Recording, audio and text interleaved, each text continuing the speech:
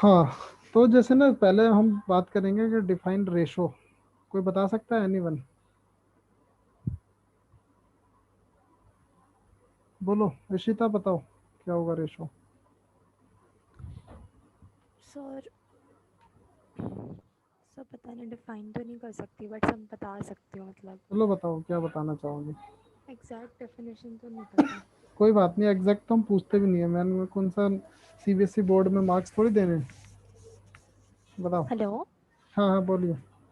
Sir आवाज़ cut गई थी। हाँ सर, एग्जैक्ट डेफिनेशन तो नहीं पता बट हाँ मतलब जो डिवाइड करता है किसी चीज़ को, मतलब हम्म, किसी नंबर को, दो इक्वल उसमें, उसको रेशो कहते हैं।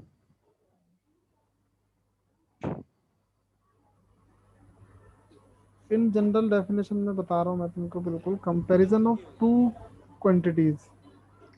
क्या बोल रहे हो अनुभव? सर इक्वल तो नहीं होगा ना? हाँ वही ना, मैं इक्वल नहीं इसीलिए होगा, तो इक्वल नहीं होगा। हाँ नहीं, इक्वल इक्वल नहीं नहीं होगा, होगा मैंने आप। गलती। हाँ, अब मैं बता रहा हूँ ना, उसी चीज को आप ना कंपैरिजन ऑफ टू क्वांटिटीज बोल सकते हो, या फिर आप किसी एक होल सम को किसी एक रेशो में डिवाइड करने के लिए जो यूज करते हो वो आपका रेशो हो सकता है। तो अल्टीमेटली बात यही आती है कि आप एक्स इस टू वाई की फॉर्म में जब किसी भी दो क्वांटिटेटिव वैल्यू को पुट करते हो, और जरूरी नहीं वो क्वांटिटेटिव वैल्यू, बट हमें ऐसा अज्यूम कर लेते हैं, तो मैंने बिल्कुल सिंपल लिख दिया comparison of two quantities is ratio. ठीक है। तो जैसे अगर तुमको बोला कि एक्स इस टू वाई 2% है, इसकी सैलरी 40,000 है, और इसकी सैलरी जो है वो 50,000 है, तो इनका सैलरी का रेशो कितना बन गया? 4:5। अब मैंने इनको इसको किया क्या, मैंने इसको जैसे 40,000 को 4 बनाया, 50,000 को 5 बनाया। इसमें ऐसा कौन सा मैंने कॉमन काम किया है जिससे कि ये दोनों रिड्यूस होके 4:5 बना? बोलो। Divide divided by 1000। 10,000। 10,000। तो ये मेरा डिवाइडेड बाई 10,000 करने के बाद ये मेरा कहलाता है कॉमन डिविजर।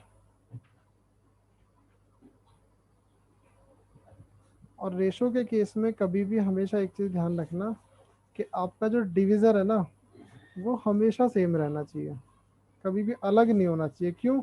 अगर आप एक रेशो को, जैसे अगर मैंने बोला कि ये वाला आपका 30 है और ये आपका 50 है, आपको ऊपर वाले को तो आपने 10 से डिवाइड करके 3 लिख दिया, नीचे वाले को आप 5 से डिवाइड कर रहे हो तो 10 लिख रहे हो, तो ये तो गलत हो जाएगा ना।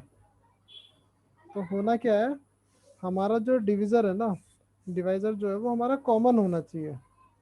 ठीक है। और वैसे ही, हाँ बोलो, कौन कुछ बोल रहा है? और वैसे ही हम लोग क्या करते हैं कि अगर मैंने बोला कि 4:5 का रेशो है इनकम का एक्स इस टू वाई की, और मैंने इसको बोला कि एक्स का इनकम 40,000 है, तो आप क्या मल्टीप्लाई करते हो 4 में कि वो 40,000 बन जाता है। इफ आई से एक्स का इनकम जो है 40,000 है, तो अगर 4:5 है तो वाई का इनकम 50,000 हो जाएगा, है ना। तो मैंने यहाँ पर क्या किया है, अगर इसको एक्स को अगर 10,000 से मल्टीप्लाई किया है, तो मैंने वाई को भी 10,000 से मल्टीप्लाई किया है। और ये 10,000 से जो मैंने इसको कॉमन मल्टीप्लाई किया ना, इसको मैंने क्या बोला? Common multiplier. और इसी कॉमन मल्टीप्लायर को हम लोग क्या बोल देते हैं? Ratio maker. रेशो मेकर ऐसा जरूरी नहीं कि कहीं बुक में आपको मिलेगा कि नहीं मिलेगा, बट हम लोग इसको बताते हैं। मतलब ये चीज़ तुमको मैं थोड़ा सा एक्सप्लेन करूंगा, इसको रेशो मेकर मैंने क्यों बोला। जैसे आपने बोला कि 4:5 का रेशो है एक्स इस टू वाई का, और एक्स वाले का वैल्यू 40,000 है, तो आप बोलोगे वहां पर कि 4 पार्ट का वैल्यू जो है वो, या फिर 4 पार्ट हम इसको बोलते हैं, या फिर इसको जब वेरिएबल के टर्म में करते हैं तो 4x की वैल्यू हम बताते हैं 40,000 है। तो वही मैं बोलता हूँ, या तो 5 पार्ट, या फिर अगर मैं 5x का वैल्यू निकाल लूँ तो मुझे पता चल जाएगा। तो अब मैंने क्या किया, इसको ना 4 से डिवाइड किया 40,000 को, मुझे एक पार्ट का वैल्यू मिलेगा, है ना।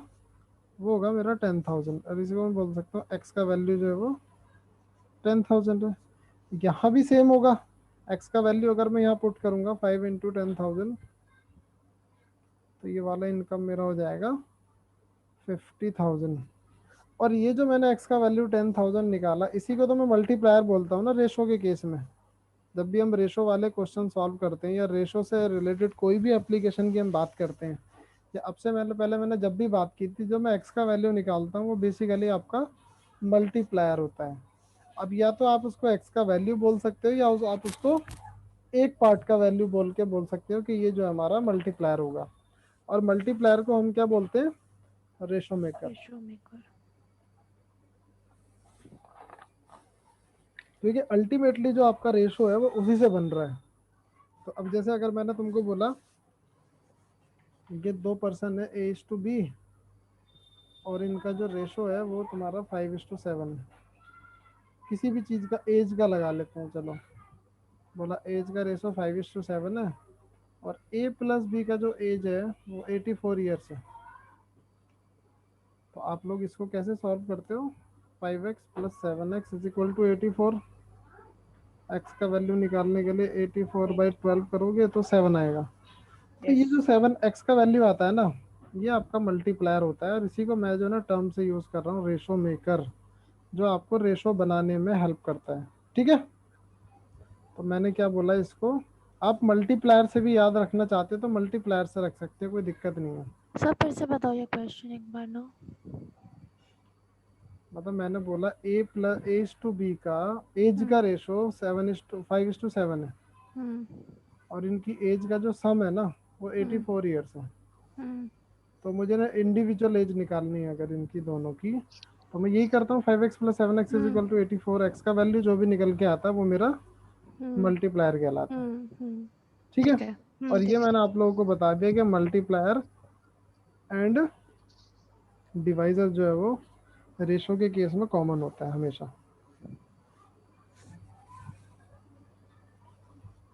तो जैसे अब हम ये चीज़ अगर आप लोग डेफिनेशन पार्ट समझ गए हो, तो हम एक एक एक करके ना अब इसमें टाइप्स ऑफ प्रॉब्लम किस तरह से आती है रेशो में, वो चीज़ करेंगे अब थोड़ा सा ना। तो जैसे अगर मैं पहले उसकी बात करूं, तो पहला मैंने यही जो आपको बताया ना, इसी तरह का प्रॉब्लम होता है। और सर हम्म सर मुझे एक चीज पूछनी थी कि हमें हमेशा एक मल्टीप्लायर लाना पड़ेगा ना, मतलब we hmm have to always multiply something to make it equal, ऐसा है क्या? मतलब ऐसा होता है, देखो रेशो का जो कंसेप्ट आया ना, और रेशो का कंसेप्ट हमेशा से जो आया वो आया किसी सेकंड पर्सन के साथ कंपेयर करने के लिए। ठीक है, अब कंपेयर ओके। करने से हुआ क्या, कि जैसे मैंने बोला कि मेरी इनकम और तुम्हारी इनकम का रेशो ना 5:4 है। ठीक है, अब ओके। हाँ उसके बाद मुझे पता चला कि तुम्हारी जो इनकम है ना वो 48,000 है। अब मैं डायरेक्टली तो ऐसे नहीं पता लगा सकता कि अगर तुम्हारी इनकम 48,000 तो मेरी कितनी होगी, है ना। तो हम्म। मैंने बोला कि हम दोनों का इनकम, नाम बताओ पहले तुम। रिचा। रिचा। अगर जैसे मैंने बोला हम दोनों की जो इनकम का रेशो है वो 4:5 है। 1 मिनट रुकना जरा, 1 मिनट।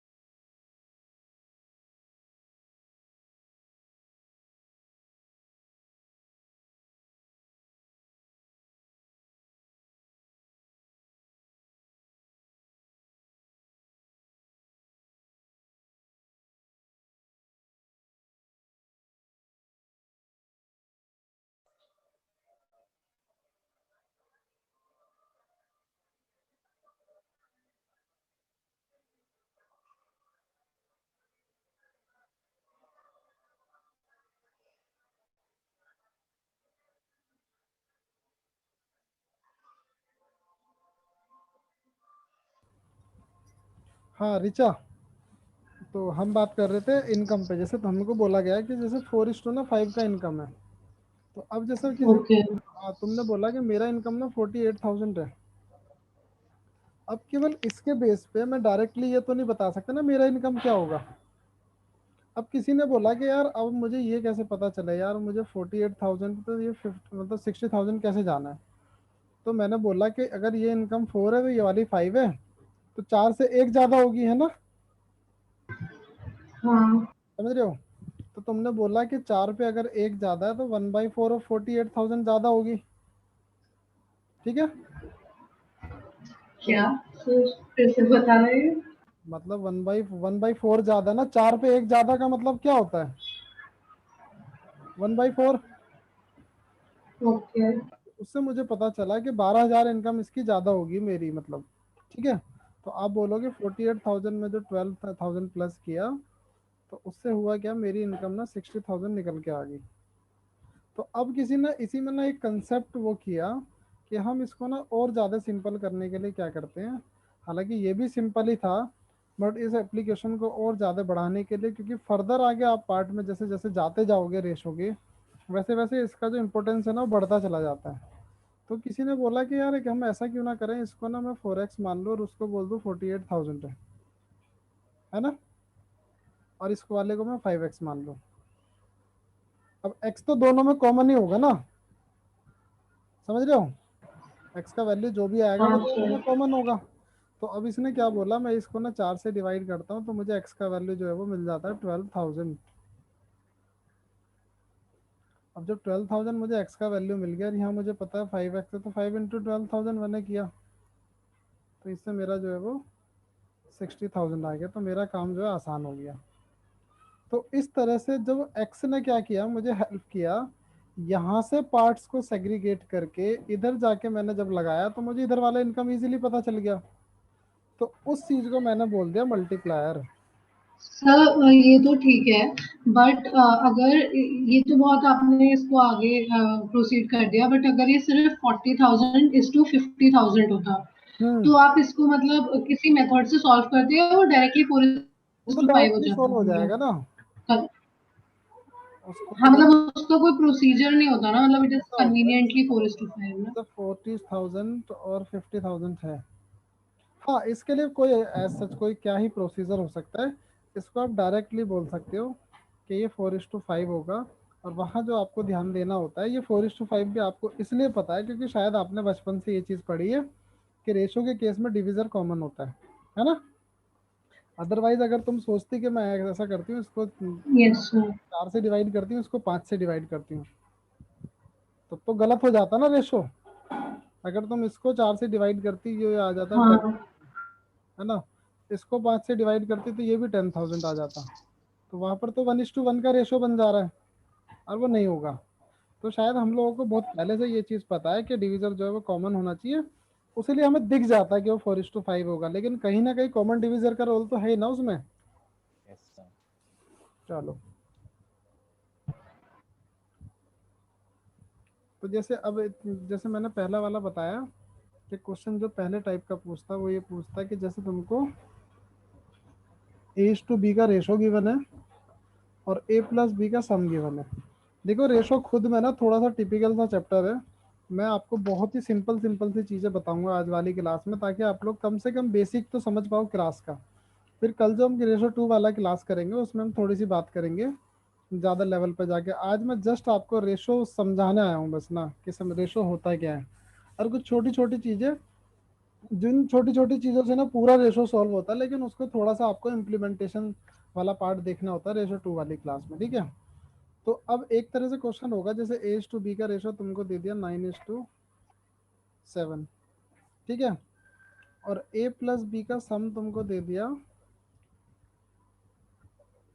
1120। एक तो इस तरह से क्वेश्चन पूछ सकता है।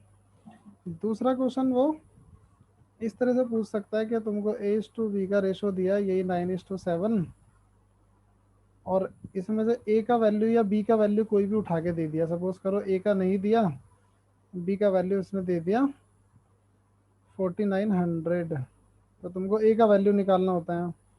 और क्या हो सकता है, कि वही A/B का रेशो गिवन है 9:7, और इस बार तुमको इसने A का वैल्यू दे दिया 21,000, और उससे तुमको पूछा B का वैल्यू क्या होगा।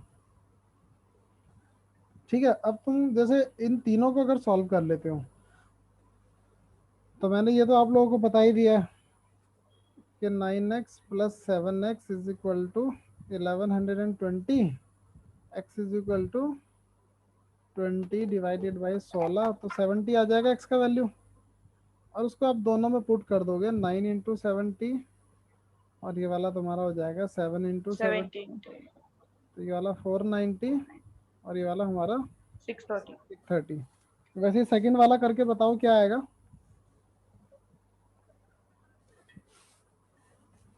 तो वहां पर क्या बोला है, 9:7 है। Yes sir. अगेन आपको जो 49,000 गिवन है वो इसका गिवन है 7x का वैल्यू। हाँ तो 7x 7x अगर 49,000 है तो x का वैल्यू हो जाएगा, 4900 हुआ ना। और ये 4900 है ना हमारा 1000। मैं ज़्यादा पैसे वाला बनना चाहता हूँ ना, तो इसलिए मेरे को ज़्यादा पैसा दिखता है।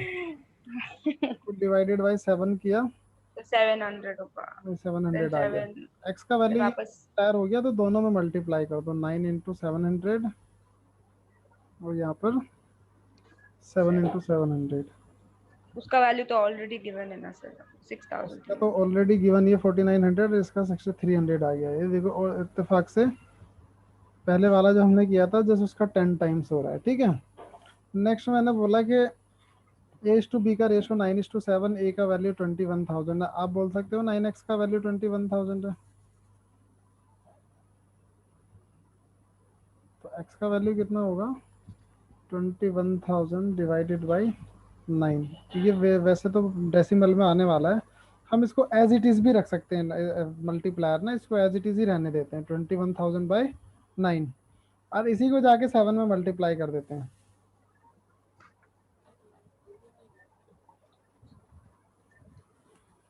इसको सॉल्व कर लोगे तो जो भी आ जाएगा तुम्हारा ना, कितना यस आएगा 147,000 बाई 9। बनाई।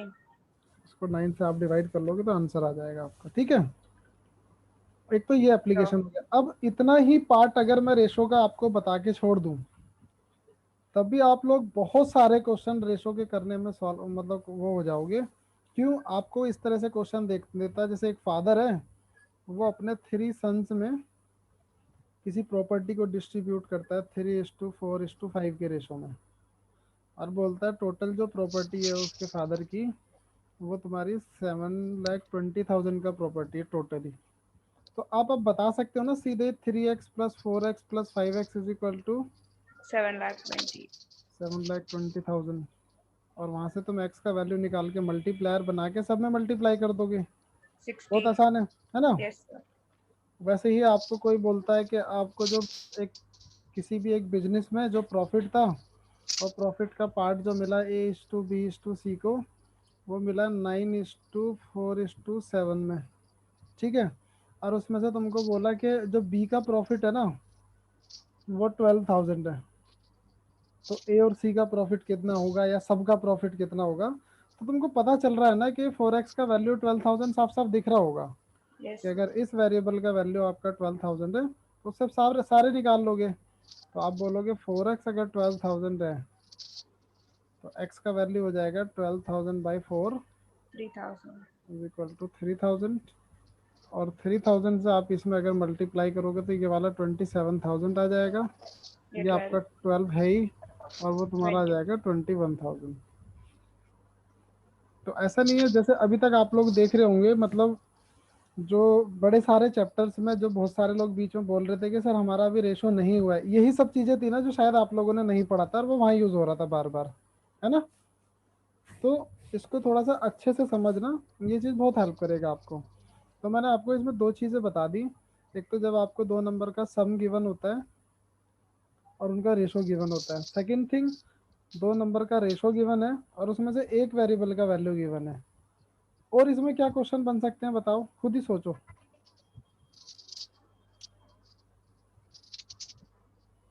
बोलो। और क्वेश्चन बन सकते हैं कि A/B का रेशो गिवन है जैसे 4:11, ये रेशो गिवन है, और इनका जो डिफरेंस गिवन हो सकता है ना, अब मुझे जैसे मैंने सम भी निकाल देख लिया, उसके बाद मैंने वन वेरिएबल का वैल्यू से भी चेक कर लिया, वैसे ही यहाँ पर आपको डिफरेंस भी गिवन हो सकता है। तो डिफरेंस जैसे आपको बोला, इस तरह से बोल दिया 14,700 का डिफरेंस है इन दोनों का, और आपको बोला कि इनका वैल्यू क्या होगा ए और बी का। तो आप सीधे सीधे यही करोगे, बोलोगे कि ए इज टू बी का जो रेशो है वो हमारा 4:11 है। यहाँ से अगर मैं डिफरेंस उठा के चेक करता हूँ तो डिफरेंस कितना होता है, 7। ये थोड़ा सा ध्यान से देखना कि मैंने बोला अगर मैं नंबर को 4 और 11 ही कंसीडर करूँ तो यहाँ डिफरेंस कितना होता है, 7। ठीक है, और यही 7 के बराबर तो 14,700 है ना। हाँ, मतलब 7 का वैल्यू ही 14,000 एग्जैक्टली हाँ, है ना। तो आप वहाँ से 7x इज इक्वल टू 14,700 अगर बोलते हो, तो x का वैल्यू आप बोलोगे 14,700 divided by 7, that would be equal to 2100। 250 आना चाहिए ना, जीरो आएगा बीच में, 2050। तो ये 2050 तुम्हारा मल्टीप्लायर आया, और इसको आप दोनों में मल्टीप्लाई कर दोगे तो उसकी इंडिविजुअल वैल्यू मिल जाएगी। ठीक है, आसान है ये बहुत। हाँ सर। तो जैसे अगर तुमको बोला कि फटाक से बताना जरा, एज टू बी की एज का रेशो जो है वो 7:9 है, और इनकी एज का जो डिफरेंस है वो 18 ईयर्स है।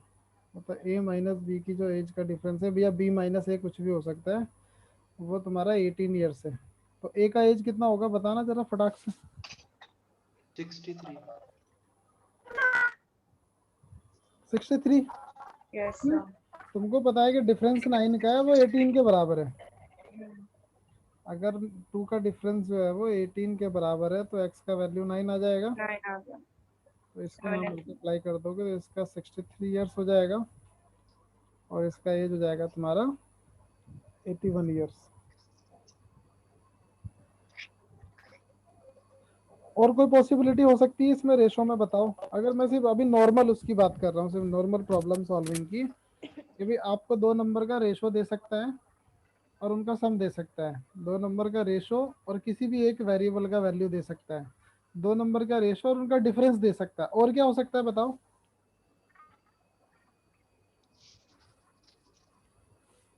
अब जैसे मैं तुमसे एक क्वेश्चन पूछे, क्वेश्चन बताना ये,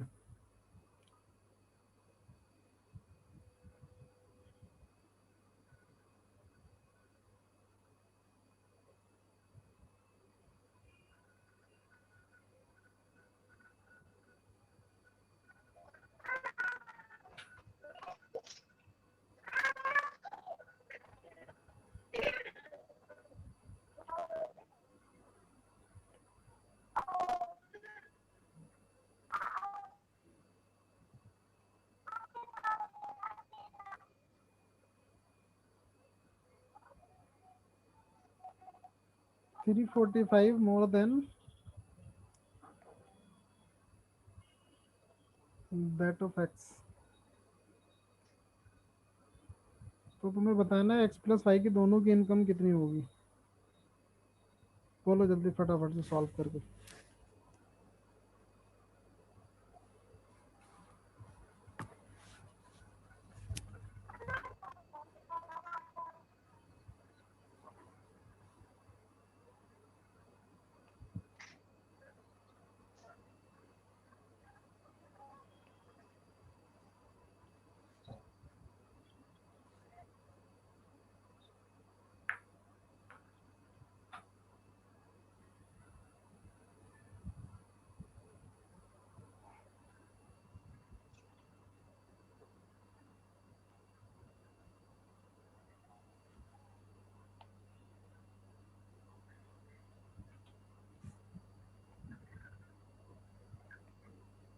बताओ जल्दी।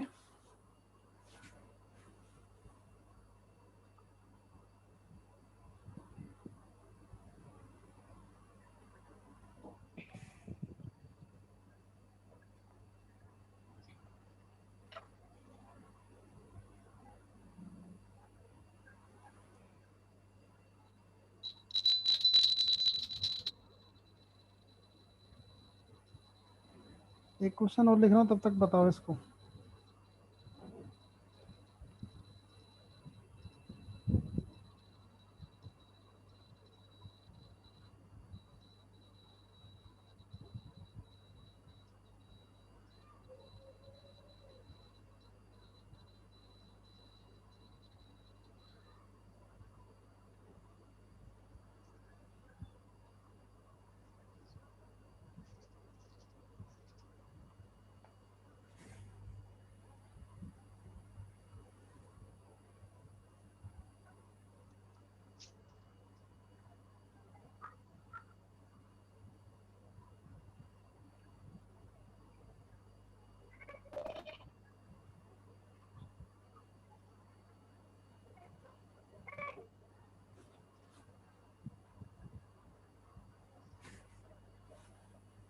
बताओ अनुभव, क्या है इसका आंसर?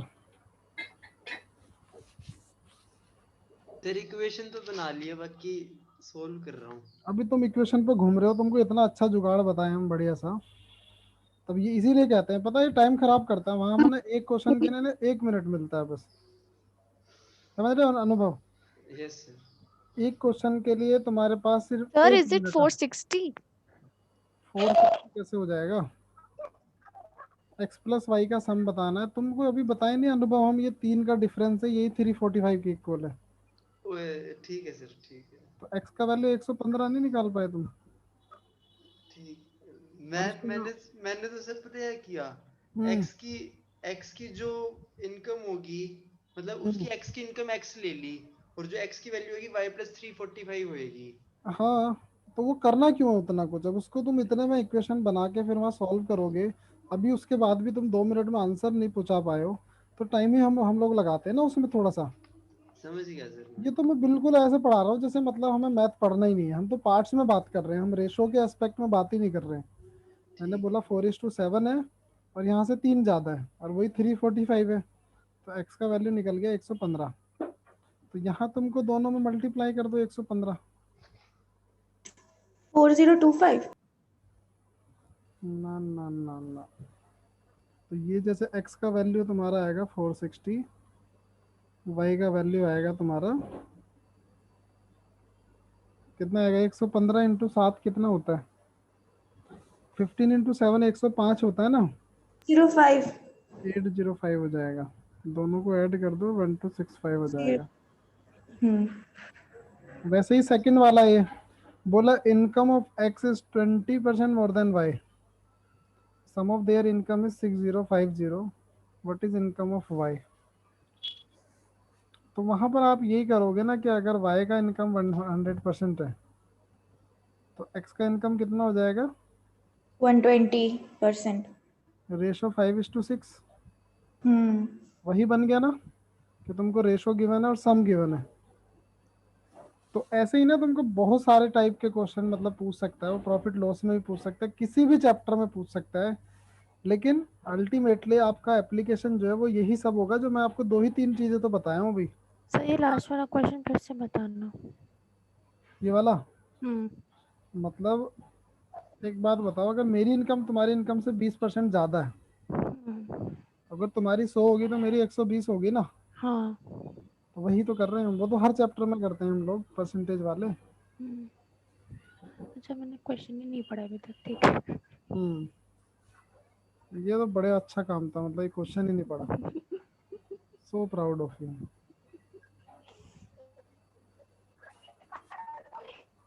अब जैसे तुमको बोला, द कॉस्ट ऑफ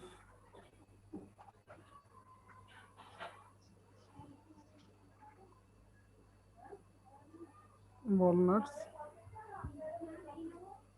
is 50%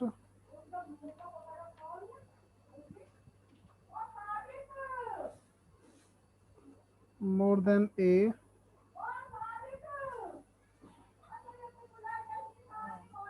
उनको बोलो माइक ले लो, मम्मी को जाके बोलना। The cost of walnut is 50% more than A,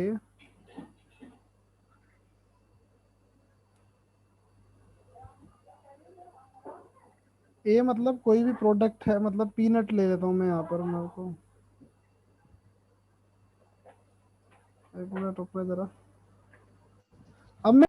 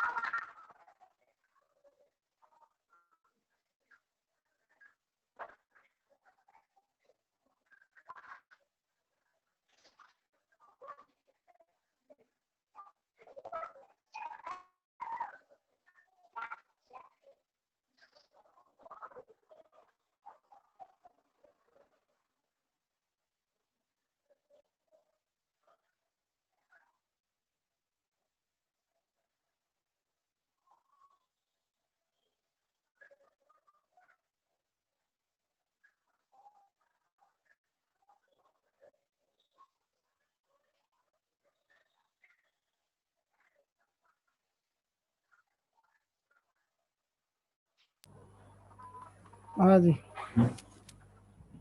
तो मेरा क्वेश्चन था the cost of walnut is 50% more then peanut. अब बोलता है the cost of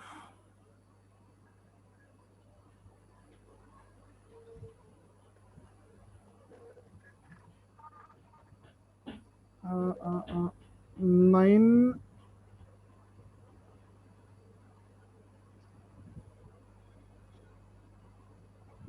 963 per KG. तो तुमको बताना है कि कॉस्ट ऑफ पीनट कितना होगा। ठीक है, तो वहां पर हम क्या करते हैं, कुछ नहीं करना होता है। मैंने बोला कि अगर पीनट का अगर तुम्हारा 100% है तो वॉलनट का होगा 150%। ठीक है, उससे तुमको रेशो मिल जाएगा 2:3। अब 2:3 मिला तो तुमने बोला कि 2:3 में से इसका वैल्यू मुझे गिवन है, वॉलनट का price that is 963 per KG. तो तुम बोलोगे 3x का वैल्यू ही तो है ना ये, तो इससे तुमको x का वैल्यू मिलेगा 963 डिवाइडेड बाई 3 21। और इसको तुम यहाँ ला के डबल कर दोगे अगर, तो तुम बोलोगे 642 पर केजी जो है वो पीनट का प्राइस होगा। ठीक है ना। तो कुल मिला के आप कहीं से भी किसी भी चैप्टर से क्वेश्चन अगर उठाओगे तो उस क्वेश्चन को एक सेट ऑफ रेशो में लगाना ही तुम्हारा एक टास्क रह जाता है। अदरवाइज उसके बाद मैंने जो ये एक दो एप्लीकेशन बताई है ना, इसी से ही आपका काम मतलब हो जाता है उससे ना। तो अब सर जैसे ये क्वेश्चन एक बार और एक्सप्लेन कर दीजिए please. And good evening sir. Very good evening Mahi, तुम आ मैं गई। जस्ट अब भी आई। हाँ सर, आते ही साथ चलो, भी तो पहुंची मैं हूँ। ये बोला कि जैसे cost of walnut is 50% more than A, यानी पीनट बोला मैंने ए को, कि hmm cost of walnut is 963 per KG, तो कॉस्ट ऑफ पीनट्स क्या होगा। तो मैंने बताया कि अगर आपका पीनट 100% होगा तो वॉलनट होगा 150%। ठीक है, हम्म और ये जो है आपका वॉलनट का गिवन है। वहाँ जैसे 3 पार्ट का वैल्यू जो गिवन है उसको मैं बोल देता हूँ। 3x का वैल्यू गिवन है मुझे 963 पर केजी। ठीक है, तो उससे मैंने हम्म इसका वैल्यू निकाला 321, उसको डबल कर दिया तो यहाँ पर इंटू 2 था ना, हम्म 642 पर केजी वाला मेरा प्राइस आ गया पीनट का। ठीक है, तो अभी तक हमने दो ही चीज़ पे बात की, एक तो आपको रेशो और सम गिवन होता है, और आपका एक जी। रेशो और डिफरेंस गिवन होता है, और एक में एक इसमें वेरिएबल का वैल्यू गिवन होता है। इसमें एक वेरिएबल का वैल्यू गिवन था। सर, इसमें हम ऐसे कर सकते थे क्या, जैसे 50% है तो हम्म उसको फ्रैक्शन में कन्वर्ट किया हम्म हाँ, तो और वही हो जाएगी ना जैसे हाँ, वो फ्रैक्शन में कन्वर्ट किया, और फ्रैक्शन में मतलब कि that would B 0 0 cancel 5 1 and 2। तो ऐसे अगर कर उसका, सकते हैं। अगर ये हाँ हाफ ज्यादा है करेक्ट तो जी। ये 2/2 होगा और ये 3/2 होगा। हम्म तो बात तो वही होगी ना, 2:3 का रेशो आ गया हमारा ना। कट जाए, करेक्ट। तो फिर हमें 3 का वैल्यू गिवन होता है। हाँ, गिवन 3 का दे रखा है तो 1 यूनिट का निकाल लेंगे। तो 1 यूनिट का निकाल के 2 का कर देंगे। तो 1 यूनिट का जो हम निकालते हैं ना माही, उसी जी को हम सर। बोलते हैं रेशो, वो मल्टीप्लायर। Multiplier, okay. और उसी के उस पर सारा खेल चलता है रेशो का। 1 यूनिट वाला जो होता है उसी को हम लोग जो है वो मल्टीप्लायर बोलते हैं। जी सर, सर, क्लियर है यहाँ आपने तक सबको? बताया। नहीं सर, ये जो 3 का वैल्यू 963 आया ना, उसके आगे बताना, मतलब ये 642 कहाँ से आया? मेरा नेट चला गया था, मेरे को नहीं। मतलब जैसे 3x का वैल्यू 963 है ना, हाँ। तो उससे x का वैल्यू निकाल लिया सर। 321, उसको यहाँ मल्टीप्लाई कर दिया बस। ओ क्यों? ठीक है। क्योंकि मैंने क्या बताया, रेशो के केस में multiplier and divisor should always same. ठीक है। ठीक है। तो जैसे अगर मैं यही क्वेश्चन टाइम एंड वर्क में लगाता हूँ, जैसे A and B completed a piece of work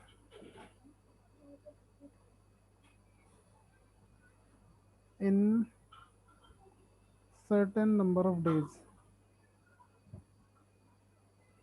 sir एक क्वेश्चन पूछ लूं?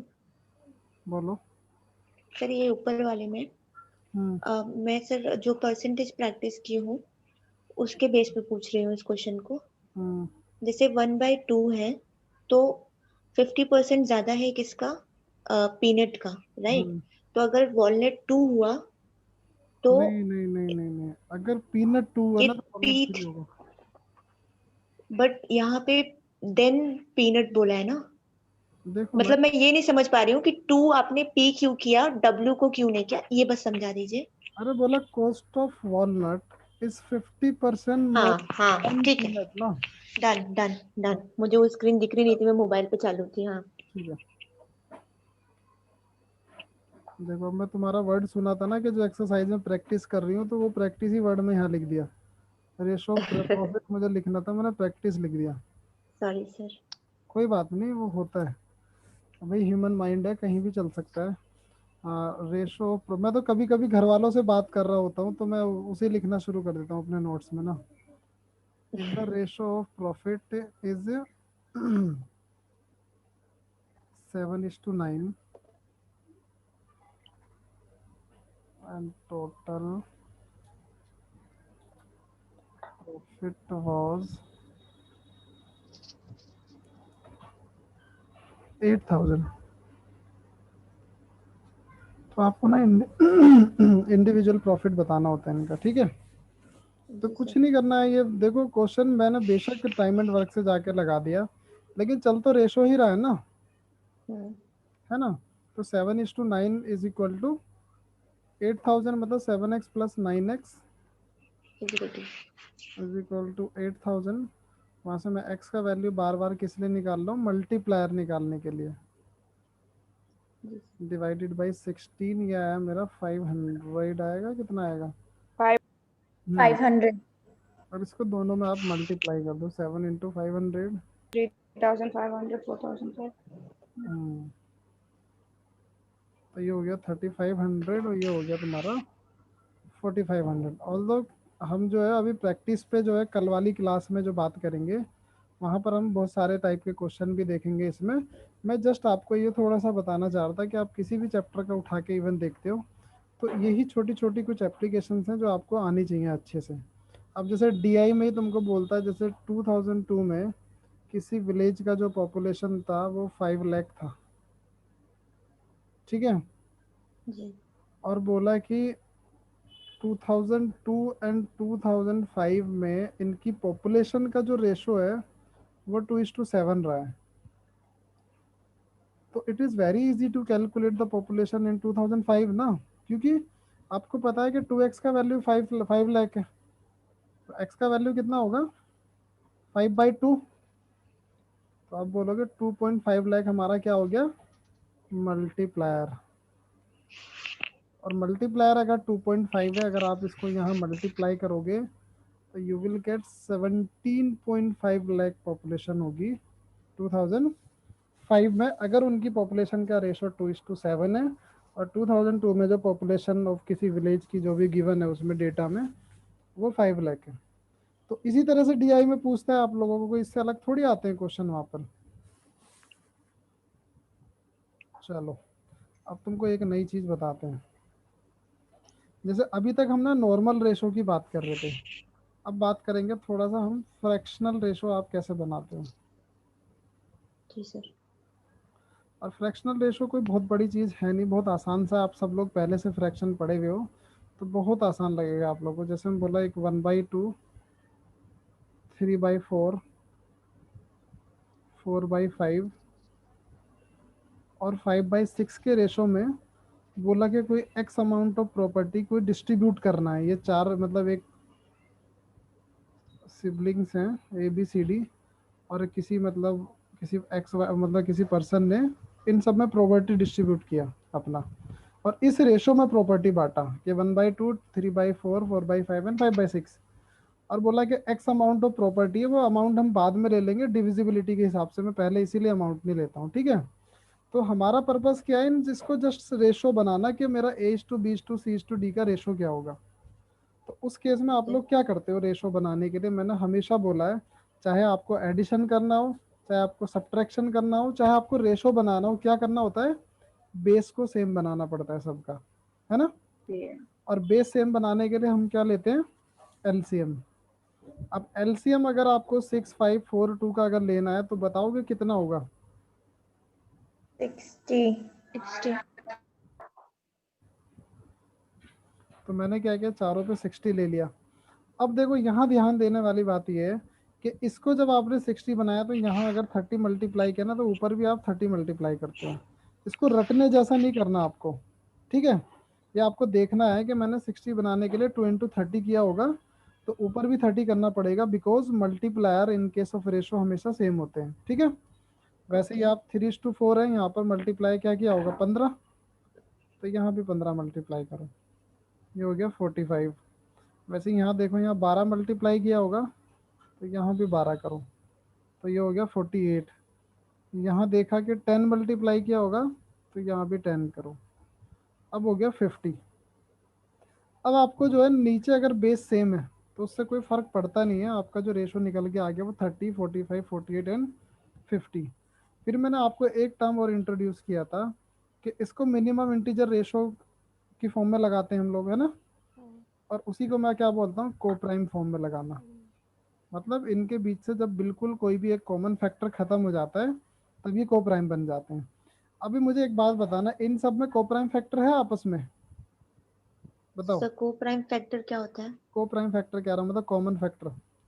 ये को ओके। प्राइम नंबर तो पता है ना क्या होता है सबको। नहीं सर, मुझे नहीं पता। को प्राइम नंबर होते हैं ऐसे दो या दो से ज्यादा नंबर जिसमें आपस में कोई कॉमन फैक्टर ना हो, ओके। जिसको हम रेशो वाले चैप्टर में मिनिमम इंटीजर फॉर्म बोलते हैं। ओके। Minimum integer form.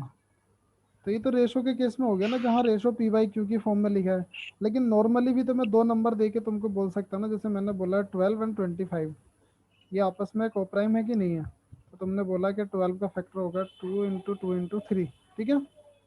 25 का फैक्टर होगा 5 × 5। अब इसमें कॉमन नहीं है ना कुछ भी, तो या ये पेयर मेरा कोप्राइम बन गया। ओके। अब एक चीज़ हमेशा ध्यान रखनी है कि अगर मैंने 25 के बाद अगर यहाँ 35 ले लिया और इसको मैंने बोला कि फैक्टर ना 7 × 5 है या 5 × 7 है, तो अब आप देख रहे हो यहाँ से तो 5 कॉमन है। लेकिन अगर ये 5 12 में कॉमन नहीं है ना, तब भी आप इस पूरे जो 3 का पेयर है ना, इसको आप कोप्राइम ही बोलोगे। क्यों, मतलब तीनों में कॉमन होगा तभी। हाँ, तभी आप उसको कट कर सकते हो ना। जी। जैसे यहाँ पर 30, 45 अगर देखोगे दोनों में कॉमन है। अगर आप 50 में भी है। 48 को भी अगर आप उठा लेते हो, अभी मैं पहले 3 की बात कर रहा हूँ, ओके। 48 को भी अगर आप इसके साथ उठा लोगे तो यहाँ पर 3 का कॉमन फैक्टर है। इन दोनों में जब मैंने किया तो 15 का कॉमन फैक्टर था, है ना। इन तीनों को जब किया तो 3 का कॉमन है, लेकिन 50 आने की वजह से मेरा यहाँ कॉमन फैक्टर मैच नहीं कर पाएगा। क्यों, क्योंकि 50 इज नॉट डिविजिबल बाय 3, ठीक है। तो 50 को अगर आप, बेशक 50 आपका 30 के साथ कॉमन फैक्टर रखता है, 50 आपका 48 के साथ कॉमन फैक्टर रखता है, 50 आपका वो सॉरी 45 के साथ रखता है, 50 आपका 48 के साथ भी रखता है, लेकिन कोई ना कोई एक फैक्टर ऐसा है जो इन सब में कॉमन नहीं है। कम से कम एक फैक्टर तो कॉमन होना चाहिए जिससे आप इसको डिवाइड करके मिनिमम इंटीजर फॉर्म में ला सकते हो, और वो यहाँ पर है नहीं एक भी फैक्टर ऐसा। दिखता है कोई फैक्टर आप लोगों को? मुझे तो 3 नजर आ रहा था यहाँ तक तो, और वो 50 आने की वजह से वो 3 भी खत्म हो गया, है ना? चारों साथ में नहीं कट यस पाएगा मतलब तीन। हाँ, यस तो सर। चारों को नहीं कर पाता, तो आप यही रेशो बोल दोगे 30:45:48:50।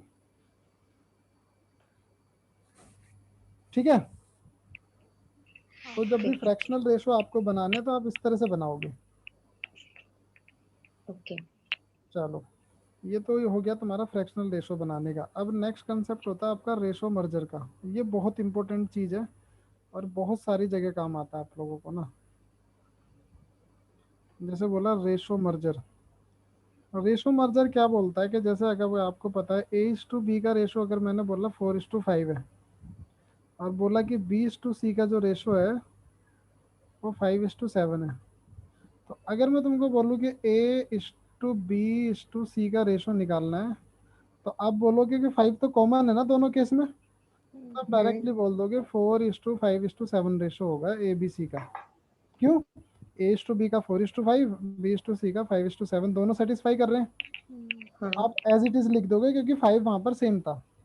लेकिन मर्जर की जरूरत हमें जब पड़ती है जब 5 सेम नहीं होता है, मतलब वो जो बीच में कॉमन वाला नंबर है वो सेम नहीं होता है। जैसे तुमको बोला A:B जो है 4:5 है, और B:C जो है वो यहाँ जैसे बोला 8:3 है।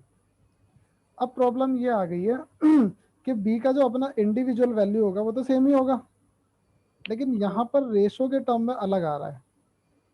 अब आप उस रेशो के टर्म में आप जब B को सेम बनाते हो ना, वही आपका जो है रेशो मर्जर की वहाँ आपको जरूरत पड़ती है। अब वो कैसे करते हैं वो हम लोग देख लेते हैं। मुझे क्या करना, 5 और 8 को ना सेम बनाना है, तो मैं क्या करता हूँ LCM, और 8 और 5 का LCM क्या होता है 40। 40। ठीक है, अब आप 8 में ऐसा क्या मल्टीप्लाई करते हो कि वो 40 बनेगा? 5। तो यहाँ भी 5 मल्टीप्लाई करो, और वैसे ही यहाँ अगर 5 में आप 8 मल्टीप्लाई करते हो जिससे कि वो 40 बनेगा, तो यहाँ भी 8 करोगे, तो आप बोलोगे आपका रेशो बनेगा 32:40:15, क्योंकि 40 तो सेम ही हो गया ना, B तो कॉमन ले ही लिया मैंने। तो आपका ये A का वैल्यू है, ये B का है, और ये आपका C का है। ये A:B:C का रेशो निकल के आ जाता है। और जब इसी रेशो से, कंबाइन वाले रेशो से आपको प्रीवियस वाले का वो चेक करना है ना, तो वो भी सेम ही आएगा। जैसे मैंने बोला था 4:5, तो 32 और 40 भी तो 4:5 होता है ना। वैसे ये 8:3 था, तो 40 और 15 भी तो 8:3 होता है ना। तो एक्चुअल में ये नया रेशो बनने के बाद भी ये पुराने वाले को सेटिस्फाई करना चाहिए, तभी आपका रेशो करेक्ट है।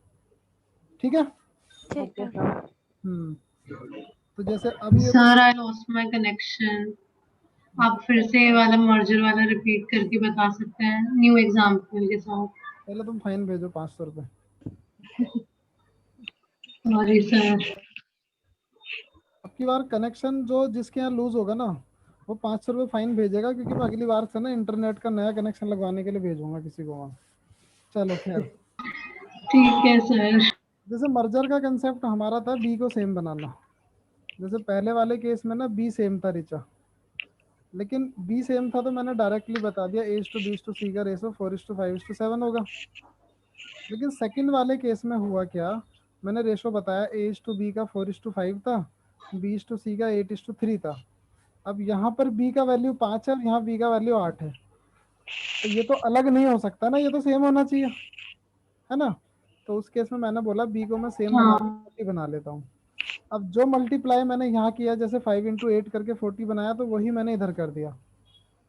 वैसे ही यहाँ 8 × 5 किया, तो यहाँ भी × 5 कर दिया, तो उससे मेरा रेशो आ गया 32, 40 एंड 15। अभी हम एक और एग्जांपल लेंगे तो तुमको उससे और अच्छा समझ आएगा, लेकिन वो एग्जांपल मैं आपको 3 वाले सेट का लूंगा। अभी ये 2 का सेट था ना, AB और BC का बस, और इसमें CD और इंट्रोड्यूस करता हूँ। जैसे बोला A:B का रेशो 2:3, B:C का रेशो 4:5, और C:D का रेशो 9:4। इस तरह से बोल दिया जैसे, तो पहले आप लोग क्या करोगे, पहले तो मर्ज करो ए बी और बी सी को, क्योंकि यहाँ पर ए बी कॉमन है।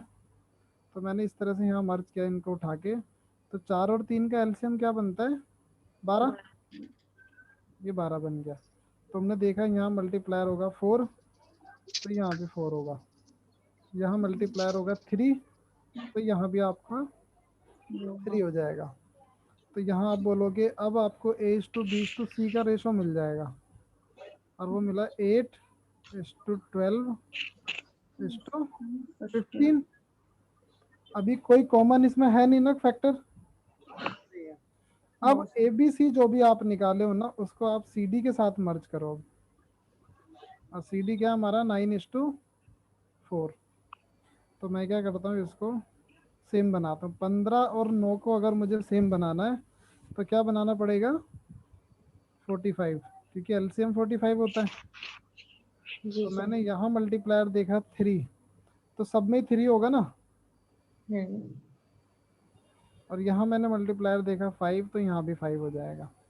तो आप इसको बोलोगे ये वाले को 24, उसको बोलोगे 36, उसको बोलोगे 45, और इसको आप बोलोगे डी को 20। तो ये मेरा रेशो आ गया ABCD का। अब एक चीज़ हमेशा ध्यान रखना, जब मैंने नया रेशो बना लिया, उस केस में भी आपका पुराना वाला जो रेशो इनिशियली गिवन था ना 2:3 या 4:5 या फिर 9:4, वो सेटिस्फाई अभी भी करना चाहिए। जैसे 24 और 36 2:3 सेटिस्फाई करता है, ठीक है। वैसे ही अगर आप B:C उठाते हो तो 36 और 45 भी 4:5 सेटिस्फाई करता है। और वैसे ही आप C:D उठाते हो, 49 और 20 को 5 से कट करोगे, 45 और 20 को, तो ये भी 9:4 सेटिस्फाई करता है। तो इसका मतलब आपका रेशो सही है। सही है, ठीक है ना। Yes sir. अब जैसे तुमको बोला कि एक टोटल कोई एक सम है, एक्स अमाउंट ऑफ एक सम है, उसमें क्या हुआ, वो जब A:B में डिवाइड करना है आपको 5:4 के रेशो में, और जब B:C का आप रेशो देखते हो तो ये तुम्हारा आता है 3:4 का रेशो। तो आपको बोला कि तीनों का इंडिविजुअल सम कितना होगा। तो आप बोलोगे पहले तो मर्ज करते हैं, इसको 12 बनाते हैं। तो मैंने इस तरह से 12 बना लिया, तो यहाँ पर ×4 हुआ और यहाँ ×3 हुआ। तो इधर भी ×3 और इधर ×4। तो रेशो आ गया मेरा 15:12:16, ठीक है। अब आप करोगे क्या कि कोई भी अमाउंट मेरा x था, x से डिवाइडेड बाई इन सबको करोगे। तो 15 + 12 कितना होता है, 27 + 16 43। ये तुम्हारा मल्टीप्लायर होगा, है ना। जी सर। अब इस मल्टीप्लायर को आप इसमें रेशो में इंडिविजुअली मल्टीप्लाई कर दोगे, 15 × x/43, और यहाँ पर 12 × x/43, और यहाँ पर 16 × x/43। वो x अमाउंट कुछ भी हो सकता है। यहीं पे मैं एक सम भी रख सकता था, मैं जस्ट आपको एक जनरल कंसेप्ट बता रहा हूँ कि किस तरह से हमें अप्रोच करते हैं इसको, ठीक है। तो ये इनका A:B:C का इंडिविजुअल सम आ जाएगा उस केस में ना। उसके बाद एक कंसेप्ट आता है, सर ये 43 एक बार बता दोगे कैसे आया? इन सबका सम किया हूँ, 15 सम करके हमको। 16। ठीक है ठीक है। तो ऐसे ही करते हैं ना हम, 43x का वैल्यू इतना आ जाता है, तो मल्टीप्लायर का वैल्यू x/43 आएगा ना। तो उसको मैंने यस सर। मल्टीप्लायर बना के सब में मल्टीप्लाई कर दिया। चलो, उसके बाद एक कंसेप्ट आप देखते हो, 2a = 3b = 4c अगर है, तो तुमको पूछता है कि A:B:C का रेशो बताना है। इससे भी पहले मैं आप लोगों को और थोड़ा सा एक सिंपल सा ले लेता हूँ। इससे पहले जो आपने परसेंटेज में भी किया होगा, बोलता था ना कि 20% ऑफ A = 30% ऑफ B, ऐसे बोलता था ना। तो आप इसी को बोलते थे 2a = 3b। और जब आपको A:B का रेशो निकालना होता था, तब आप बोलते थे 3:2 होगा, क्योंकि इन्वर्स हो जाता है, ठीक है। तो इस तरह से आपने रेशो बनाया। अब जब 3 की बात आती है, तो आप बोलते हो कि 2a is equal to 3b is equal to 4c। तो जब आप a:b का रेशो बनाओगे तो बनेगा वो 3:2। b:c का रेशो बनाओगे तो क्या बनेगा 4:3। अब हुआ क्या, तुमको मिला a:b का रेशो 3:2, b:c का रेशो मिला 4:3। इनको मर्ज करते हो दोनों को, जी सर। और मर्ज करने के बाद तुम इसको दोनों को 4 बनाते हो, तो यहाँ तो कोई मल्टीप्लायर है ही नहीं ना, इंटू 1 ही है।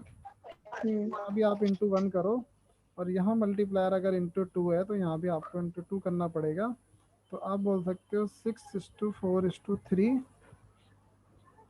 ये आपका रेशो बन जाएगा तीनों का, a:b:c का। ठीक है, इसी चीज को मैंने क्या किया, हमने क्या किया, और ज्यादा सिंपल कर देता हूँ मैं, जिससे आप लोगों को ये सारा कुछ भी नहीं करना पड़ेगा इसमें। हालांकि ये तो बिल्कुल जेन्युइन सा मेथड है, एक तुमको ट्रिक्स सिर्फ मैं बता रहा हूँ। जैसे 2a is equal to 3b is equal to 4c बोला, तो ये तो बहुत आसान था, अपने जो है सॉल्व कर लिया यहाँ मर्ज करके। अगर यहाँ कोई डिफिकल्ट नंबर उसने दिया होता, जैसे बोलता कि 12a is equal to 15b,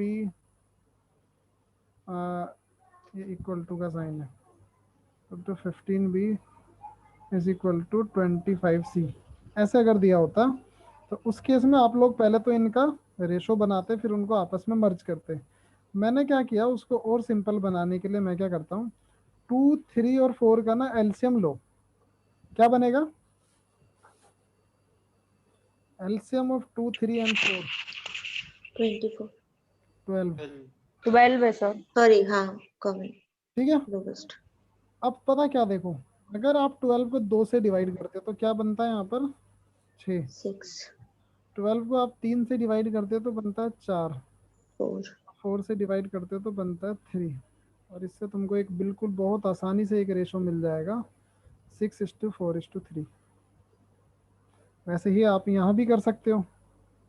आपको क्या करना है, 12, 15 और 25 का एलसीएम लेना है। क्या होता है 12, 15 और 25 का एलसीएम 300। तो जैसे मैंने बोला 300 को आप 12 से अगर डिवाइड करोगे तो कितना आता है 25, 15 से डिवाइड करोगे तो आएगा 20, 25 से डिवाइड करोगे तो आएगा 12। ये तुम्हारा रेशो बनेगा a:b:c का। तो तुम ना ये सब मर्जर वाले केस से बच जाओगे उसमें ना। ठीक है, तो मैंने जो ये 4-5 चीज़ें तुम लोगों को बताई हैं, ये तुमको बहुत ज़्यादा ध्यान में रखने वाली चीज़ है। रेशो में बहुत ज़्यादा कुछ होता नहीं है, और जो होता है ना वो इन्हीं सब चीज़ों से हो जाएगा। मैं मानता हूँ कि इसी को आपको जो है वो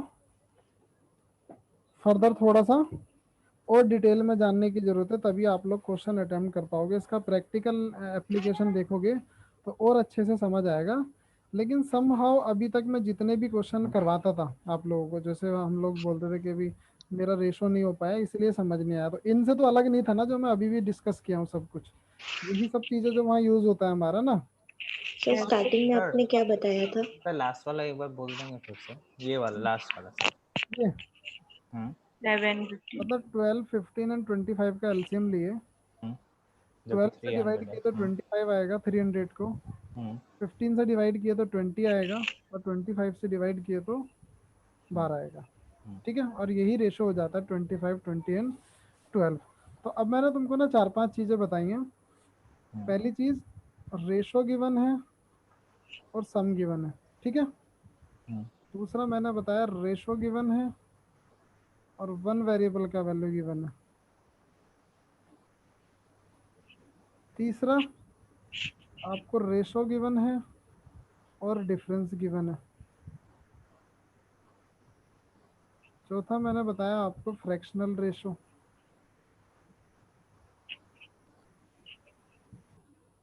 और एक मैंने बताया आपको लास्ट में रेशो मर्जर। ठीक है, तो ये 5 चीजें आप लोग जो है वो ध्यान रखना बस। सर रेशियो सम मतलब जैसे 6:4 कोई वैल्यू दिया है तो 6x 4x is equal to that, हाँ, और डिफरेंस में माइनस आ जाएगा, राइट? हाँ, और रेशियो 1 वेरिएबल एक बार बता दीजिए सर, शायद मेरा मिस हुआ है। मतलब कुछ नहीं होता है, जैसे तुमको पता है A/B का रेशो 5:9 है। जी। इसका वैल्यू गिवन है तुमको 15, 9 का वैल्यू कितना होगा? तो तुम बोलोगे 5x, 1 यूनिट। 5x 15 के बराबर है, 1 यूनिट कितना होगा? 3 के बराबर। और उसको मल्टीप्लाई करते हैं। हाँ, x का वैल्यू 3 हो जाएगा ना, उसको यहाँ मल्टीप्लाई कर दो तो ये आ जाएगा ठीक है। 27।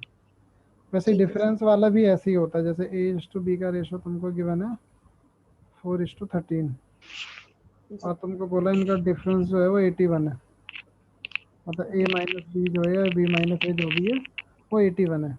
तो तुमने बोला कि इनका डिफरेंस मैं देखता हूँ तो 9 है, जी। वही 81 के बराबर होता है ओके। ना? तो उससे 1 यूनिट का वैल्यू कितना हो जाएगा? 81/9, तो 9 9। आ जाएगा, उसको यहाँ मल्टीप्लाई कर दो। तो 9 × 4 करोगे तो 36, और 13 × 9 करोगे तो 117। इस तरह से बन जाता है। जी ठीक सर। है। जी सर। अब तुमको एक लास्ट चीज और मैं बता रहा हूँ, और वो बहुत आसान सी चीज है, और उससे तुम जो है ना प्रॉब्लम ऑन एजेस वाला जो चैप्टर है ना, वो आप लोगों के लिए बहुत आसान हो जाएगा। ठीक है, तो तुमने ध्यान से सुनना। जैसे मैं बोला 1:3 का एज का रेशो, सन/फादर का करंट एज का रेशो 1:3 है। ठीक है, जी सर। बोलता है कि after 10 years this ratio would become 1:2। अब पिछले कुछ ईयर्स में कुछ एक दो महान ने तो मेरे से ये पूछा कि सर यहाँ पर 1:3 है, तो कुछ साल के बाद तो एज बढ़ेगी, तो 1:2 कैसे हो सकता है ना? क्वेश्चन जायज था उसका, लेकिन बस गलती वो यहाँ कर गया कि अगर ये ऊपर होता तो बोलता वो अच्छा लगता, नीचे तो नहीं चलता ना। नीचे क्या होता है, जैसे जैसे आपका बेस वैल्यू कम होता जाता है वैसे वैसे नंबर बढ़ता चला जाता है ना। जैसे मैंने बोला 1/100, फिर बोला 1/50, फिर बोला 1/20, फिर बोला 1/5, है ना? फिर बोला 1/3, फिर बोला 1/2। इनमें से सबसे बड़ा कौन सा होगा? बोलो। 1/5। 1/2 नहीं होगा सबसे 1 बड़ा, by 2। 1/2। क्योंकि तुम दो ही पार्ट में पूरे होल को डिवाइड कर रहे हो तो 50% होता है ना। यहाँ आपका 20% होगा, इसको मेरे करोगे को तो 1/5 5%। पे खत्म हो रही है सीरीज, मैंने नीचे वाला देखा नहीं। उसके बाद इस पे अगर देखोगे तो ये 2% होता है, ये 1% होता है, और ये आपका 33 1/3% होता है। तो जितना छोटा बेस उतना बड़ा वैल्यू। तो अगर जी बेस सर। 3 से कम हो गया, 2 हो रहा है, तो बड़ा ही हो रहा है ना। चलो, अब मैं तुमको ना 2-3 स्टेप बताऊंगा सॉरी, 2-3 स्टेप बताऊंगा, वो स्टेप आप लोग याद रखना बस। ठीक है, सबसे पहला जी स्टेप सर। क्या करना है आप लोगों को, difference of numerator and denominator should be same. ठीक है, तो आपने देखा difference of numerator and denominator same होना चाहिए। यहाँ आपने डिफरेंस देखा तो 2 का है, और यहाँ मेरा सिर्फ 1 का है। तो अगर आप उसको 1 के डिफरेंस को अगर 2 का बना लो तो काम हो जाएगा ना। जैसे ये अगर 1/3 है, तो इसको क्या करो आप 2/4 बना लो, दोनों को इंटू 2 कर दो ना यहाँ से, तो 2 का डिफरेंस हो जाएगा, जो हमने पीछे अभी किया है। मैंने बोला था ना हाँ। ऐसे कि अगर 1 का डिफरेंस है और वो आपको 2 का डिफरेंस बनाना, तो इंटू 2 करोगे ना, तो उसी तरह से चलेगा। ठीक है, तो मैंने बोला ये 2:4 हो गया, ये 1/3 है, 2:4 सेकेंड स्टेप। अब आपको डिफरेंस चेक करना है numerator to numerator and denominator to denominator, वो हमेशा सेम होगा। आप देख लो 1 और 2 में कितना डिफरेंस है, 1 का। 1, 3 और 4 में भी। 3 और 4 में कितना डिफरेंस है, 1 का। अब तुमको एक चीज देखना है कि 1 का डिफरेंस क्यों बना, क्योंकि आपने इसमें 10 साल का डिफरेंस दिया हुआ है ना। तो आप बोलोगे ये जो 1 है ना, ये 10 ईयर्स के इक्वल होगा, और 1 का जो भी वैल्यू होता है उसे हम क्या बोलते हैं, 1 यूनिट के वैल्यू को मल्टीप्लायर। मल्टीप्लायर। अब आप क्या करो, यहाँ सब में मल्टीप्लाई कर दो इसको, 10 यहाँ भी मल्टीप्लाई करो, 10 यहाँ भी मल्टीप्लाई करो, 10 यहाँ भी मल्टीप्लाई करो, 10 यहाँ भी मल्टीप्लाई करो, तो यू विल गेट एजेस 10:30, और यहाँ तुमको मिलेंगी 20:40, और आप इनका डिफरेंस चेक कर सकते हो, 10 साल का दोनों का बनेगा। और जब आप लोग इसको करने लगोगे, फट से होता है ये क्वेश्चन ना, मतलब 10 सेकंड में हो जाता है। सर ये कॉन्सेप्ट एक बार फिर बता दीजिए स्टार्टिंग से। हाँ सर, पहला वाला स्टेप भी बता दो। देखो तुमको दूसरा क्वेश्चन लेते हैं फिर। जी सर। जैसे मैंने बोला कि सन इज टू फादर की एज का रेशो जो है ना 3:5 है, ठीक है। जी। और ये बोला कि 5:7 हो जाता है कुछ साल के बाद। जी। तो मैंने बोला साल बता दिए मैंने कि 16 ईयर्स के बाद जो है ये 5:7 हो जाएगा ये रेशो। तो मैंने बोला सबसे पहले आप चेक करो न्यूमरेटर और डिनोमिनेटर का डिफरेंस सेम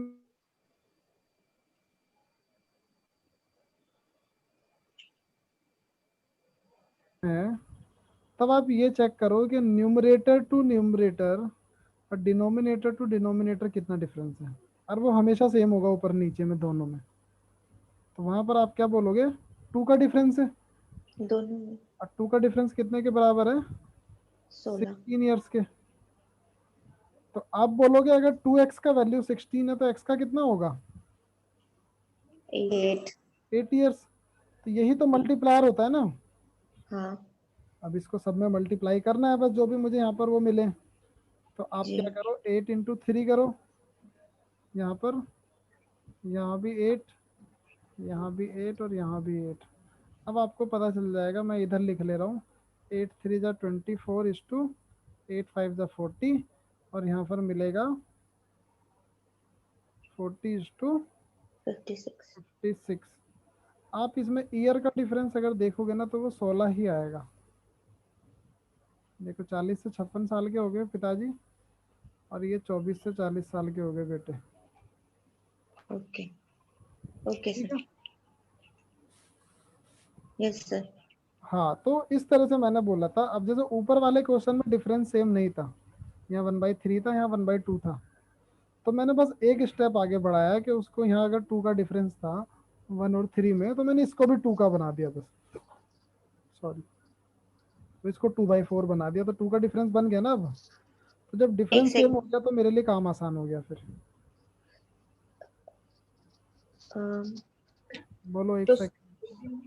सर जैसे नीचे सर यही वाला डिफरेंस क्वेश्चन फिर से बता दो, ये वाला जो तो आपने 3 पहले 3 बताया। हाँ 3 5 में आप कह रहे थे कि 3 और 5 के बीच का डिफरेंस 2 आ रहा है सर, थोड़ा ऊपर स्क्रॉल करिए ना प्लीज।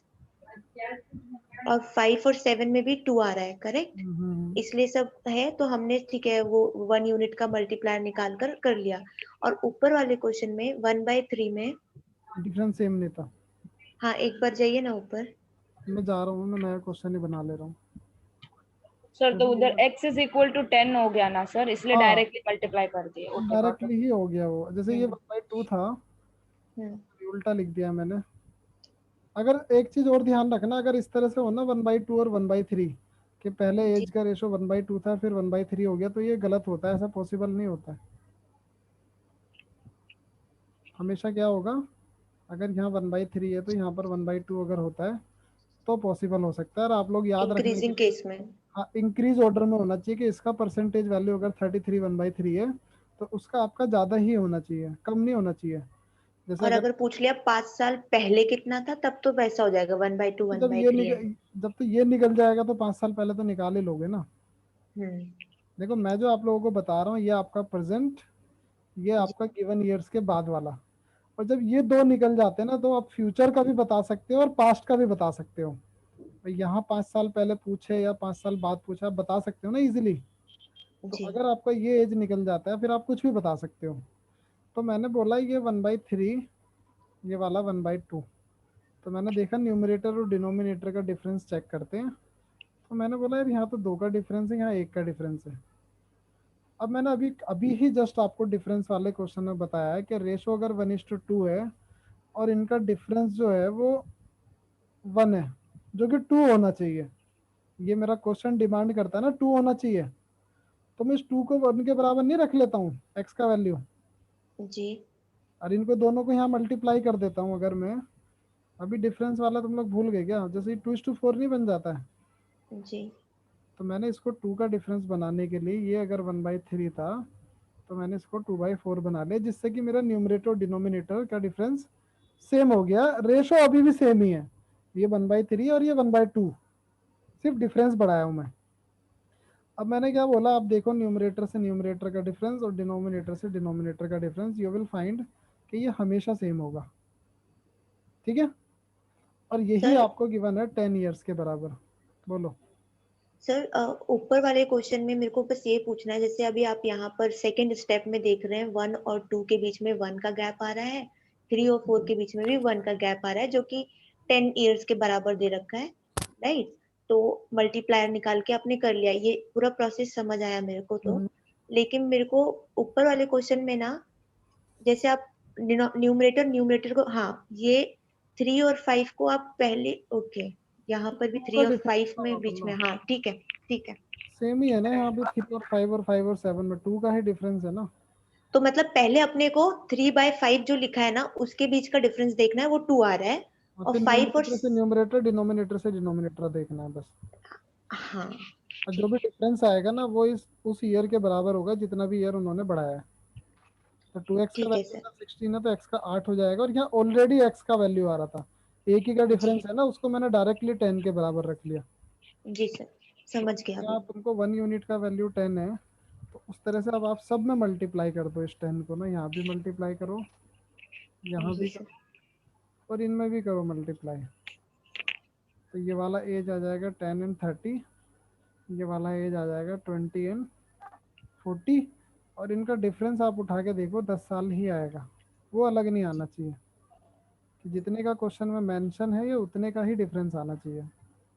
अब देखो, मैंने आप लोगों को बोला था कि अगर क्वेश्चन इस तरह से आता है 1/2 और कुछ साल के बाद 1/3 हो जाता है, ये इसलिए पॉसिबल नहीं है कि सोचो जो एज मैंने यहाँ पर 1/3 और 1/2 करके रखी थी, अगर मैंने इनको रिवर्स कर दिया होता इस तरह से, तो तुम सोचो ये 20 और 40 वाली एज ना पहले चली जाती है और 10 और 30 वाली बाद में आ जाती ना, ऐसा हो जाता।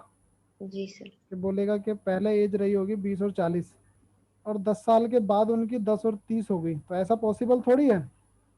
जी सर। तो इसलिए ना आपका असेंडिंग ऑर्डर में फ्रैक्शन चलना चाहिए हमेशा, कि आपका छोटा वाला फ्रैक्शन पहले आना चाहिए और बड़ा वाला फ्रैक्शन बाद में आना चाहिए। इस चीज़ को शायद आप लोगों ने कभी सोचा नहीं होगा ऐसा क्यों होता है, लेकिन मैं एक छोटा सा एग्जांपल देना चाहूँगा इसके लिए, और उसके बाद आप लोग फुर हो जाना सब।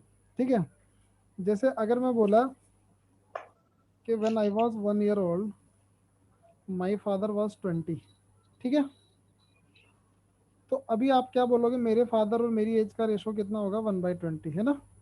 जी ऑलमोस्ट आप बोल सकते हो मेरी एज मेरे फादर की सिर्फ 5% वैल्यू रखती है।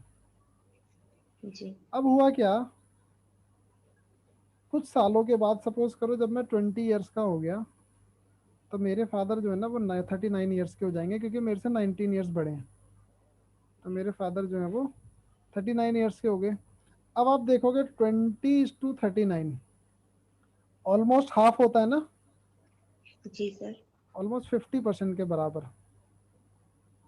ठीक है, वैसे ही अगर आप चेक करोगे कि मेरा एज जो हुआ वो 60 हो गया, मेरे फादर का 79 हो गया, तो आप बोलोगे 60:79, तो ये ऑलमोस्ट 3/4 के बराबर होता है, विच इज 75%। तो आप ये चीज़ चेक कर रहे होंगे कि जैसे जैसे मेरा एज बढ़ता जा रहा है ना, वैसे वैसे मेरा percentage value in comparison to my father age जो है वो बढ़ता जा रहा है। ठीक है, क्यों, क्योंकि हमारे बीच में जो एज डिफरेंस है ना, उसकी परसेंटेज वैल्यू कम होती चली जा रही है। सीधे सीधे मैं बताऊं, अब जैसे जब मैं 1 साल का था तो मेरे फादर मेरे से 19 ईयर्स बड़े थे, मतलब 19 आउट ऑफ 20 बड़े थे, मतलब मेरे से उनका जो एज है वो 95% ज़्यादा था, है ना। अब क्या हुआ, अभी भी 19 बढ़े हैं, लेकिन 19 आउट ऑफ 40 बढ़े हैं अब ना, क्योंकि उनकी एज 40 साल हो चुकी है। तो अब मेरे फादर का एज मुझसे सिर्फ 25%, मतलब 50% ज़्यादा है, ऑलमोस्ट 50%। फिर तीसरे केस में क्या हुआ, अभी भी वो मेरे से 19 ईयर बड़े हैं, बट आउट ऑफ 79, तो तुम बोलोगे ऑलमोस्ट 25 ईयर्स, 25% ही ज़्यादा है बस। इस वजह से होता है कि जैसे जैसे मेरा एज बढ़ता जाएगा वैसे वैसे हमारा परसेंटेज डिफरेंस जो है वो कम होता चला जाता है। ठीक है, तो जैसे अगर मैं तुमको बोलूं कि एक लास्ट क्वेश्चन बस, कि अगर मैं बोलूं कि सन इज टू फादर की एज का रेशो जो है 4:5 है ना, और बोला कि आफ्टर 10 ईयर्स ये रेशो 5:4 हो गया। ठीक है, तो आप बताओ इसकी फादर की करंट एज क्या होगी? 40। करंट एज ऑफ फादर, कौन बोला है 40? आप मतलब ये 10 साल बाद पूछ रहे हो ना? हाँ नहीं नहीं, करंट एज पूछ रहा हूँ मैं, ये करंट एज है अगर, और ये आफ्टर 10 ईयर वाली है। तो 50। एनीवन फिर एल्स? 40 कैसे हो सकता है? Anyone else? कोई और है आंसर? सर ये फादर की एज एकदम से कम कैसे हो गई? हाँ 50 सिर्फ 40 कैसे जा सकता है? नहीं 50 अगली बार मत बोलना, मैं तुमको सच बता रहा हूँ, मैं जेल करा दूंगा अगली बार तुम ऐसे बोली तो।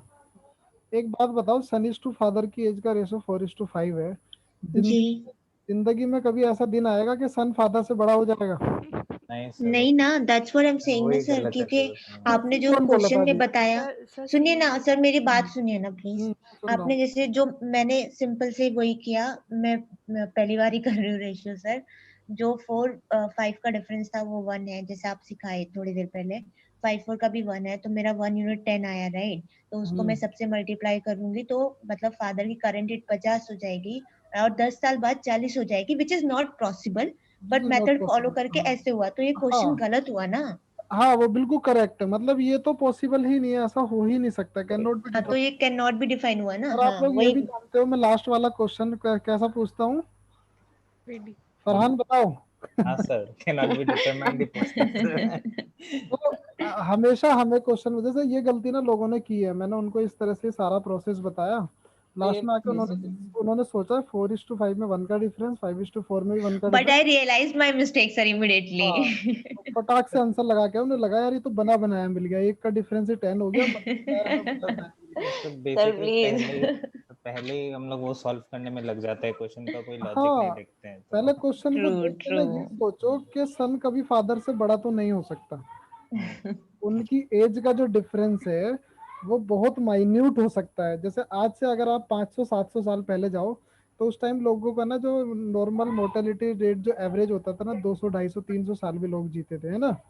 तो उस टाइम पे ऐसा हो सकता है कि मेरे फादर मेरे से अगर 20 साल बड़े हैं, मेरा एज अगर 280 ईयर्स है, मेरे फादर का 300 ईयर्स है, तो परसेंटेज डिफरेंस बेशक माइन्यूट होगा, लेकिन मेरा फ्रैक्शन वैल्यू कभी भी फादर से बड़ा नहीं जाएगा।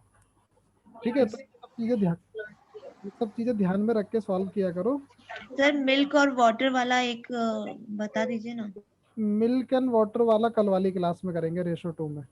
जी ओके। उसका फर्दर ठीक जो है। एप्लीकेशन वाला पार्ट है वो उसमें करेंगे। अभी आप बेसिक वाले क्वेश्चन जो मैं आज बताया हूँ उसी से सॉल्व करना स्टार्ट करो। मिल्क एंड वाटर वाले की बात करेंगे हम कल। ठीक है। जी सर। अच्छा, हाँ, अब थैंक यू वैसे सर। वो अलग वो एक चैप्टर होता है मिक्सचर का, एलिगेशन मिक्सचर का। तो मिल्क एंड वाटर वाला हम बहुत बड़ा पार्ट नहीं करने वाले हैं, थोड़ा सा हम करेंगे और वो कल वाली क्लास में। ठीक है, चलो बाय। जी sir. Bye sir, thank bye you. Sir, bye thank you. Sir.